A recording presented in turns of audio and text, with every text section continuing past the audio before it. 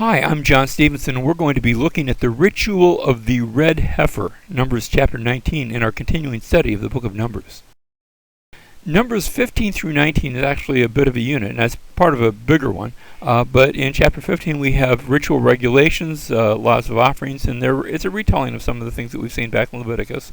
And then there's the rebellion against Aaron that takes place in chapters 15 through chapter 16, where there are those who speak out against Aaron. And to show that Aaron is indeed the priest, God causes his rod out of the other rods, out of all the leaders. They each bring their rod, and Aaron's rod buds and it sprouts and it puts forth both leaves and fruit. Next, there is there's duties and privileges of the priest that relates back to Aaron and his family. That's in chapter 18. And where we're coming to now are further ritual regulations. We started with the offerings back in chapter 15. This time it's about the red heifer. Now, a heifer is a cow, female cow, but this is going to be red. Numbers chapter 19, verse 1, Then the Lord spoke to Moses and Aaron, saying, This is the statute of the law which the Lord has commanded, saying, Speak to the sons of Israel that they bring you an unblemished red heifer, in which there is no defect. In other words, it's got to be completely red, no white hairs or any other hairs, on which a yoke has never been placed. So if you find a red heifer and you put a yoke on it or a collar on it, you've just disqualified it. So it's an unyoked red heifer. Now, why red? The Hebrew word for red, remember Edom, which they're actually going to make a circuit of the land of Edom, which also means red, named after Esau, whose name also meant red. But also that sounds a lot like the word for man, who came from the ground, I guess you could call it the red earth. And so maybe there's a connection there as well. So this red heifer ceremony, first of all, the heifer is to be taken and slaughtered outside the camp. Next, its blood is to be sprinkled toward the front of the tent of meeting. That's verse 4. Its body is to be burned. It's not to be eaten. The whole heifer is to be consumed. And the ashes are to be deposited outside the camp in a clean place. So it will be slaughtered outside the camp. Then its blood is sprinkled toward the tent of meeting, but its body is to be burned, and the ashes are taken outside the camp again. So outside the camp is a common theme. Finally, the ashes would be used with water for a perpetual cleansing.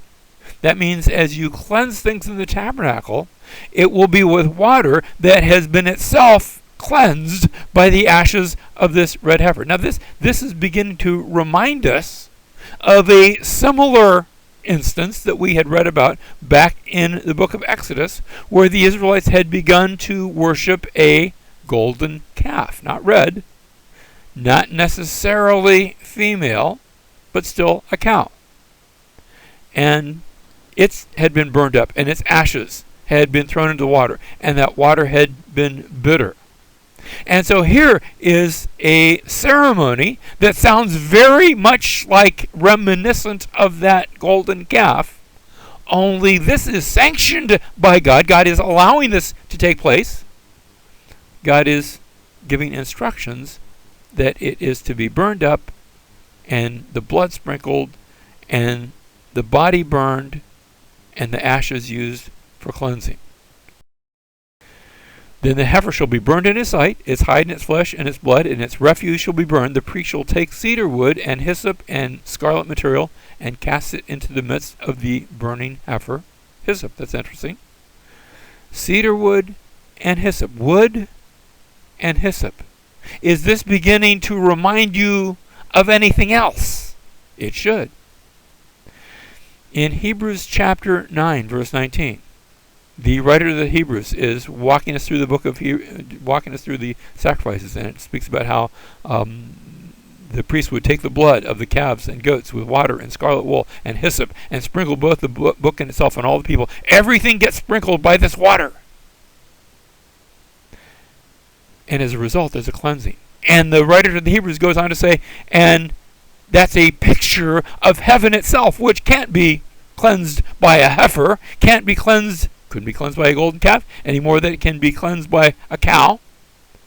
But it's representative of the Messiah, Jesus Christ the Holy One, who was nailed to wood, and remember, hyssop was put up that he might drink, and he is our pure heifer.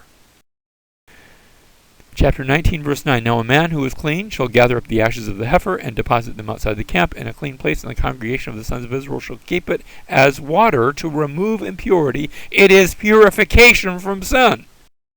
The one who gathers the ashes of the heifer shall wash his clothes and be unclean until evening, and shall be a perpetual statute to the sons of Israel. And notice, this isn't just for the cleansing of the temple or the cleansing of the people of Israel, but it is also to the alien who sojourns among them. It is to have far-reaching application, as did the death of Christ.